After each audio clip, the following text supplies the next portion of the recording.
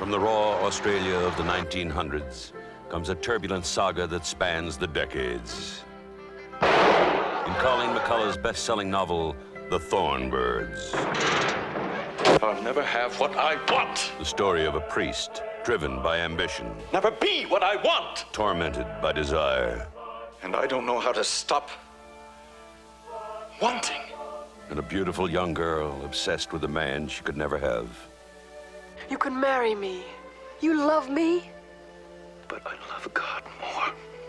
It's Mrs. Carson, Father. She's dead. Probably did herself in. Unless it was the devil doing us all a favor. Father Ralph de Bricassart, serve as the chief authority in charge of my estate. 13 million pounds of it. Go on to that God of yours. But you'll come back to me because I'm the one who loves you. And tonight, the story continues.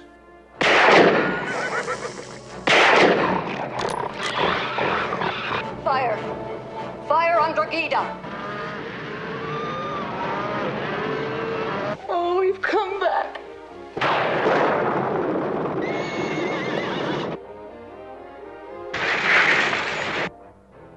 What have you done to me?